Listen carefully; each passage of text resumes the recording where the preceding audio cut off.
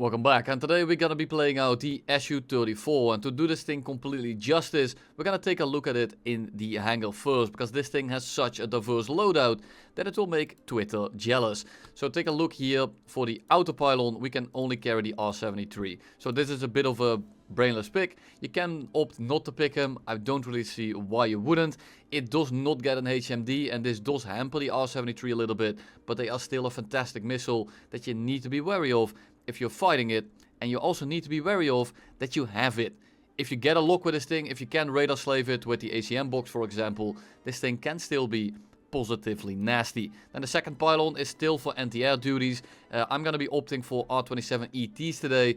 Personally, R-77 or the ER are also very good picks. R-77 of course for your Fox 3. ER however is a lot harder to defeat if you manage to keep the lock going. With this thing, because you have so many missiles, what you can actually do is pick an R-27 ER, pick an R-77 on the other pylon, shoot them at the same time, and there's a very big likelihood that your enemy is going to die. But for today, we are going to be running 6 ETs for the funny reason that, well, that's one of the things that makes this plane unique, and top tier otherwise it gets a little bit stale to review the same vehicle over and over again. Then for the third pylon, you get such a long list that you actually have to scroll through it. Now a lot of this is dumb munition, which I think isn't really that special, but you have a good range of guided missiles, guided bombs, as well as actually guided bombs that fly through the air. Now these are of course GPS. I am not gonna be bombing today after the F-117 video of yesterday. I need a little bit of a break. The SU-34 did not provide me such a break, but it was a much better experience than what I had, well, when I was flying the Nighthawk. For reasons I don't think I have to specify. But again, for today we are gonna be going for the air loadout, so we are gonna go with another ET. Here it's the same thing, a little bit less diverse of an option list, but still a good amount, and the guided missiles are still there in full force. But again, we are gonna go with an ET. And then for the inner pylon, you are forced to take a radar missile. So here we are going to take the 2 R-77s, and that completes our loadout. Now this thing is not fantastic. We are not going to be farming lobbies today. However, with the bugged, at least I hope it's a bugged, spotting range, where you can only see people within 10 kilometers, even if they are spotted by your teammates, well, the ET can be kind of nasty for the simple reason that it doesn't give you a warning. So let's take the duck out and let's see how it fares in the game. If you still don't have my skill issue decal, just like this Spitfire over here, then feel free to pick it up now. I will be swapping it out pretty soon here. I submitted it to Gaijin. I can't tell when it gets replaced, but it will be pretty quickly, and this one will disappear. Of course you will keep the old one, because I know that essentially everyone has it by now. SU-34, it is a bit of a fat duck. It doesn't really get anything done in terms of flight performance. It is simply just a fatter flanker, and you feel this in essentially everything you do. Just see it like if you are flying it with 3 minutes with clean wings, it feels like you're on max tank with a full missile loadout if you were to flying the SU-27. So in that regard, this thing is absolutely cheeks. It also lacks the HMD, making the R-73 slightly less effective. It is workable. It's not like this plane is now instantly just absolutely dog shit. However, it's just a compounding issue with everything together. Because of course, Fox 3s and a good radar are what is important at top tier, and it has both. The radar is fantastic, the RWR is very good. The R-77 however is a little bit lacking, especially in the range department, and the range is kind of an issue because the SU-34, you don't want to get into a dogfight with this thing. You don't want to close the gap, you would like to sit at range, and with the R-77 you're essentially forced to go into the no-fly zone of the enemy, which means that you are gonna have a bit of an issue. I am running this thing with very low amounts of fuel, and I like to get my missiles off as quickly as possible. Notch the missile into the ground with a little bit of multipad. We merge with the SU-27. We're already going 500 kilometers an hour, people, and we shoot off the R-73. Now he is gonna be dodging that one, at least for now, and now we are closing the gap. He turns back in, and the only reason I kill this guy is because he cuts throttle and basically parks himself in front of me. This is not a testament of how good this plane is. And yes, I could play this more optimally. You could say, you could like go for your optimal rate and whatever. With the SU-34 you will lose that fight and you're forced to make something happen. So what I try to do is just try to get position as quickly as possible and just pray that the enemy starts panicking and makes a bit of a mistake. Here we have an F-15, and we are going to be trying to close the gap here with this mountain. Yes, it's a mountain. I don't want to hear it. This thing is at least 1500 meters tall. I think that qualifies as a mountain. We try to break the spot. We come in from the side here, and he doesn't see me just yet. He isn't locking me. We have our radar off, and then he starts turning in. Now here I try to prime the R-73. He starts shooting at us. Missile is too slow. We have the opportunity here to break off, and we go kind of vertical to solidify our position. He does the same thing, but it's an F-15C. That thing is also quite fat. It isn't an F-15E with the uprated engine, so we should be able to kill him if he makes some mistakes. We turn on the HMD here, which is of course just the ACM with the tall box, and we try to get a lock to shoot him down with the R-73. He instantly goes outside of the optimal circle or whatever. We still have him locked up with the radar, because again the radar is pretty good. He cuts throttle, giving me a bit of an opportunity to cut in here. We shoot the missile off, but we're going too slow, and we all know that thrust vectoring missiles just go a little bit apeshit if you launch him at too low of a speed. So we lock him up again with the 911 box, and we just kind of wait for him to get closer. I know that I'm cutting in right here. He's cutting throttle for no reason whatsoever. Wait for the clouds, wait for a good moment, launch the missile off, and we already straighten out, because even if that missile misses, I need to get out of here. I need to get my speed back up, and I need to reset the fight. That is not a winnable fight. Right there I was on a 6. He will outrate me in the long run, so I'd rather just disengage, use a mountain in the area or maybe something else, and reset that way. Then let's take a look at the main armament that I am going to be using. They are the R-27 ETs, and I just use them with the radar off. Now sometimes I use it with the TWS, but I absolutely adore these missiles, and being able to carry 6 of them is pretty decent fun. Keep in mind that I don't say that these are objectively better than the R-27ER or than the R-77. I just enjoy them a hell of a lot because they have a lot of range. You don't need to maintain lock, you can just launch these things off and people don't get a warning. The issue is that in a lot of these maps, they will look exactly like this. There's clouds everywhere and you essentially are not able to shoot anyone down with them. So when I see that the map is littered in clouds, I like to just take the R-77s. And the R-77s are probably the main attribute of this plane together with the radar. But it isn't something that you won't find in the SU-27 SM. And that is a designated fighter, where this is more of a multi-role. And it will sacrifice a bit of performance for that. So if you are looking for a flanker in Araby, yes, this thing is flyable. Yes, it has a good kit. But at the end of the day, just fly out the SU-27. You probably already have it.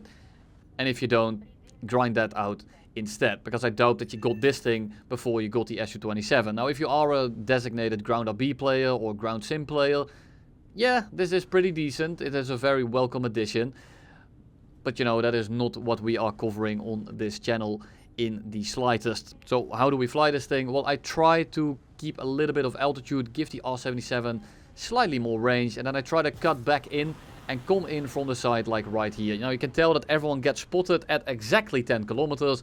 And that's because I hope it's a bug, but right now if anyone is spotted, they don't show up until 10 kilometers. Unless you blind hunt or avenger them. And in top tier this is absolutely terrible, because you just have no idea what's going on. Yeah, you can use your radar, but the issue is that you are basically playing without markers, making it very hard to navigate the battlefield. Because it's 16v16, these games last about 3 to 4 minutes, so you need to get something done, you need to be aggressive, and if you try to be aggressive when you don't know where anyone is, you are probably going to die. And if you play it a little bit more passively to compensate for the fact that you can't see anything, guess what? You're probably not going to get any kills. And with a plane like this right here, this is extremely frustrating because you're forced to close the gap in a mediocre vehicle, and when you close the gap, guess what? You get spotted by the 2 or 3 guys holding hands and you barely are able to kill a singular person. Now here's another clip of the R-27 ET. This is low set cloud, so you're kind of able to poke through them and get some long range shots. We lock him up, we go to TWS so we don't give him a hard lock. We actually don't even lock him up at all. We shoot off the R-27 ET, and a lot of people are just using chaff when they see the missile coming in, and I'm also guilty of this myself. I'm not gonna sit here and pretend that I'm better than you. I see a missile coming in from the side, I get a radar warning, I just start notching and chaffing, and I don't use flares all the time then, which means that, well, the ET just kind of slams me out of the air and just made me look like a ducking fool.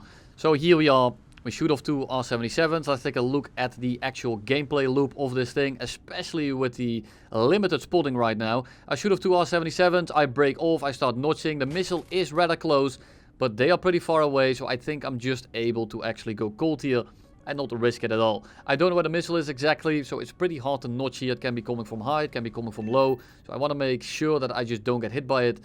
R77 finds an F-16 to lick up, and we are simply going to leave. Now, I'm not really getting locked, I'm not getting many long pings, so I think I'm just getting caught in a bit of the sweep of some radars, so I think I'm somewhat stealthy over here. RWR has been calm for a little bit, but keep in mind, this thing has a pretty big dead spot on the top, so the second we level out, we probably start getting some RWR pings again, and there we go. Missile coming in, but we can actually see it this time, and we see a missile trail on the horizon, and it's not going for us, it's going for the MiG-29 on the deck. So I'm gonna actually get a little bit of altitude here. Yes, it's kind of dangerous.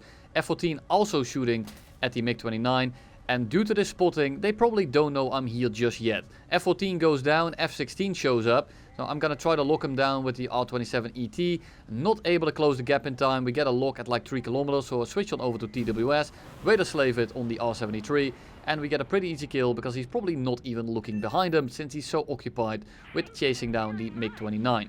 We save his ass and we go towards the next target. At least in a little bit. We see the AV-8, he's low to the deck, he's probably gonna multipad, and I know there is another guy behind him. I saw the dot for a second, and that's another issue I have with this spotting. The dots are super inconsistent and don't render half the time, and I really didn't fancy going head on and notching an Harrier when I then get run down by something like an F-16. And there is the F-16. Now the Harrier merges with the MiG-29, so I'm now able to kind of go for him as he is occupied with someone else. If he goes for me here, I can notch to the right and get away from the F-16, but he goes for the MiG-29 just as planned, and thus we get a pretty easy rear shot. And here we kind of reposition again. There's an F-14 coming in. We are seeing him on the RWR, 10 kilometers. He shows up. We're going to lock him up with the ET, radar off, missile out.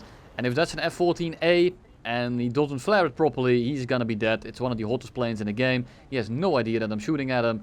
Just be careful when you're using ETs that you need to work on positioning a little bit more. If I had R-77s there, I would have actually flown into him just a little bit more, because then, you know, you can actually go head on with people. R-27 ET and the direct head on doesn't really work all that often, and you do want to shoot it from at least 90-degree notch angle from the side, preferably a little bit more from behind. So you will see that I'm kind of working my way around the battle and trying to get rear shots, even if they're pretty far away, because the further away they are, the easier it is to flare these missiles. So you want to make sure that you give the heat-seeking missile a good heat signature. Now here I'm going to show an absolutely horrible example of how to play RRB, but it works because people don't pay attention. Dive on the first guy, doesn't see me. Dive on the second guy, doesn't see me. SU-27 is clearly pitching up towards my friendly, so I can just go head on with him. And yes, he could have killed me if he was paying attention, but he wasn't, and thus he pays the price because he couldn't react in time whatsoever. He tries to go low, we get a nice little triple kill. He shoots off another missile at us with its HMD. Unfortunately for him, it runs out of energy, and we survive to fight another day. Now, was that good gameplay?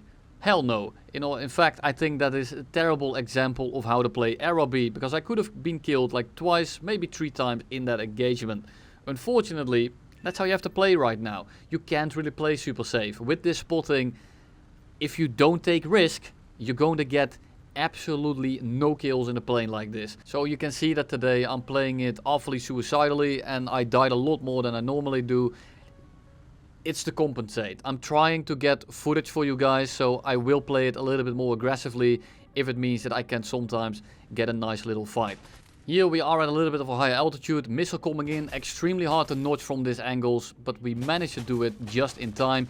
And we track where the missile is coming from, because I noticed he was shooting multiple, so he's probably not only looking at us, and hopefully he also broke off, and he did so. Now I'm trying to go for the SU-34 as he shows up, delock the radar because I'm still locking onto the Gripen, little bit break of the clouds, missile goes straight through, thank you very much. We lock onto the Gripen now, and I'm just waiting for him to turn a little bit extra, because I know that if he's past a certain amount of turning, that's a very big likelihood that he's not going to be able to turn out anymore, and that's exactly what happens.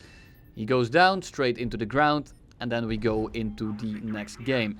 And I want to just talk quickly about the vehicle that I'm about to kill. It's the JA-37D, and it's the premium version, which has AMRAAMs. Now, this plane is basically going to be F4F or Tornado tier. No HMD, 4 missiles, 2 heat seekers, which are not even AIM-9Ms. And overall, the flight performance is worse than the Phantom right now. So if you are looking to buy that plane, my condolences, you are gonna be burning your money away. I will make a video on this thing pretty soon here, but be careful. Sweden doesn't have all that much to offer, especially if you have to pay like 80 bucks to fly one of the worst top tiers in the entire game. Now we shoot our missile off, we notch it, he flies straight in, and just like that we have won the game. Now you might think we're gonna have a funny cut here. No, we're just gonna notch all 3 missiles at once. It doesn't matter if it's 1 or if it's 7. If you notch them, they're all gonna be defeated at the same time. Now if you do shoot 4 at once, make sure to kind of spread them around left, right and center, making it a little bit harder to find the optimal notch window, because that way you might have a chance that he might be notching 1 missile but not the other one. Now let's take a look at the last gameplay of today. This is basically just fat flanker gameplay. You notice some tail damage for me. That is because someone tried to ram me out of the air at the start of the game and he only ended up killing himself. Now we are going right here, so we are being very aggressive and very vulnerable, but we are able to multipad here. We go low, missile misses, and we just keep on pushing through. In these kind of engagements we're kind of equal. We just need to make sure that they actually perish when we shoot them in the head on. Lock that guy up at the ACM mode. R77 is out, way too fast, bad angle. He is never notching that in a million years. We keep on going straight. We don't have anything on the RWR. We don't see anything on our eyeballs either, but of course you can't always trust them, especially because I am legally blind sometimes and just the dots not rendering in whatsoever. Second guy shows up, it's an SU-27. I'm gonna shoot at him anyway. He's not really notching and he's probably not paying attention to behind him. There's also a guy shooting missiles behind him. So we just kind of shoot 2 missiles off and we should be able to collect 2 free kills. We keep hiding behind the mountains here and just kind of try to stay out of sight, out of the radar scope, and just pop on over the mountain and shoot people when they get close enough. Now it's important to keep looking behind you, because if people sneak up on you, especially in a plane like this, you might as well just start counting your days, or probably seconds, because this thing has absolutely 0 defensive capabilities other than the countermeasures that it has.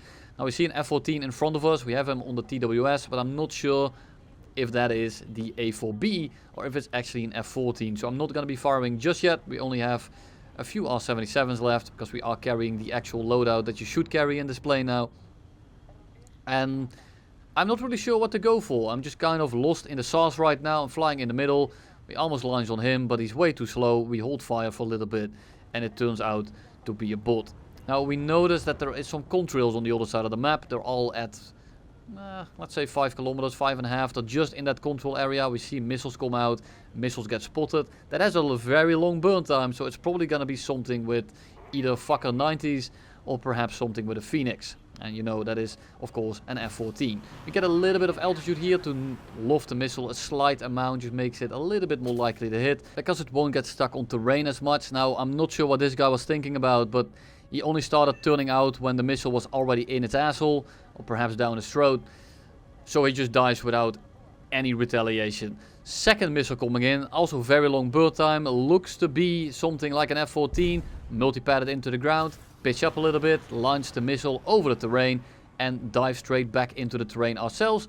Now here it is a little bit risky, because it is a Phoenix at the end of the day. This F-14 also just ends up headbutting it, and that missile ends up missing us completely, but ends up splashing us anyway. Now we have 5 kills. We are going to get our 6th in a second here. This guy is flying away, but you know, I'm just going to fire it at him. I'm on my way back home, so I might as well just launch it off on the way back, and that's exactly what we do. We shoot the missile off, we guide it in for a split second, wait for the circle to disappear, and we go back to the base. Unfortunately, we kind of get caught out without fuel, but of course we kill him anyway. I just forgot to record it. Thank you all for watching, and you'll see me all in the next one.